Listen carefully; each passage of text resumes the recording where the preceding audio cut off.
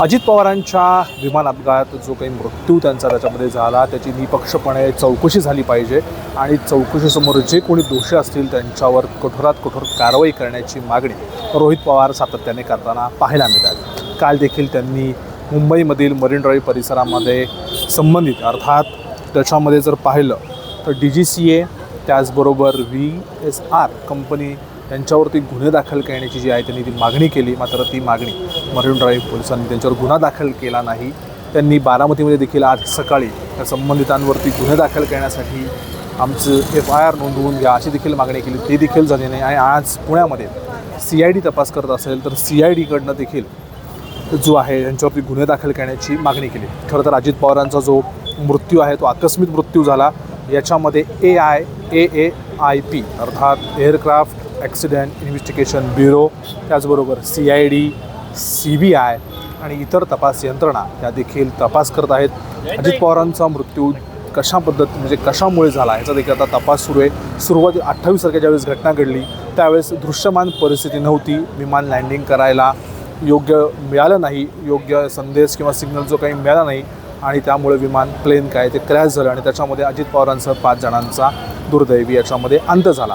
28 जानेवारीला अजित पवारांचा अंत झाला, त्याच्यानंतर आज जवळपास 1 महिना होतो आहे। 24 तारखेला देखील DGCAचा रिपोर्ट आला आहे, त्याच्यामध्ये 5 विमानं जी आहेत ती सक्षम नव्हती, मात्र अजित पवारांचंच विमान कसं काय दिलं, घातपाताची शक्यता आहे का, निष्काळजीपणा आहे का यांच्यामध्ये कुठला कट रचण्यात आला होता ह्याचा देखील आता सगळा तपास सुरू आहे। CIDने देखील आज प्रेस कॉन्फरन्स घेतली आणि ह्या प्रेस कॉन्फरन्समध्ये 2-4 मुद्दे आज जे आहेत ते प्रामुख्याने पुढे आले। ते असे होते, याचं लॉक कार्ड 1 मिनटं, CIDने देखील प्रेस कॉन्फरन्स घेतली, त्याच्यामध्ये काही मुद्दे समोर आले। त्यातील हा तपास CBIकडे देण्यात आला, VRS कंपनी DGCAकडून कारवाई झाली, तांत्रिक तपासामध्ये वेगळा भाग आहे, आमचा CID तपास आकस्मिक मृत्यूबद्दल आहे हे देखील त्यांच्याकडनं सांगण्यात आलं।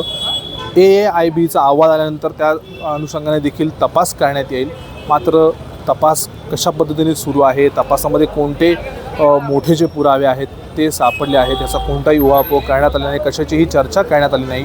रोहित पवार सातत्याने मागणी करत आहेत की आमचा FIR नोंदवून घ्या, आमच्या काही ज्या काही मागण्या आहेत, जे काही सगळं म्हणणं आहे ते पोलिसांनी ऐकून घ्यावं, मात्र त्या पद्धतीने काही झालं नाही। आता कोर्टामार्फत ह्या सगळ्या गोष्टी त्या पुढे करणार आहेत। अजित पवारांच्या विमान अपघाताची जी चौकशी आहे निपक्षपणे व्हावी, कठोरात कठोर कारवाई करण्यात यावी, जे दोषी आहेत त्या दोषी, त्याचबरोबर जे एव्हिएशन मिनिस्टर जे आहेत सेंट्रलचे त्यांनी, जे राम नायडू जे TDP पक्षाचे संलग्न आहेत त्यांनी देखील राजीनामा द्यावा, कारण त्यांचे आणि VSR कंपनीचे जे आहे संबंध आहेत, काही त्याच्यामध्ये आर्थिक व्यवहार आहेत, त्याचबरोबर DGCAवरती देखील कोणाचा तरी दबाव आहे, त्यामुळे सर्व ह्या यंत्रणा तपास करतील का आणि तपास केल्यानंतर ते जे काही पुरावे जे सादर करतील ते देखील निपक्षपणे असतील का हा देखील सगळा प्रश्न उपस्थित होतो।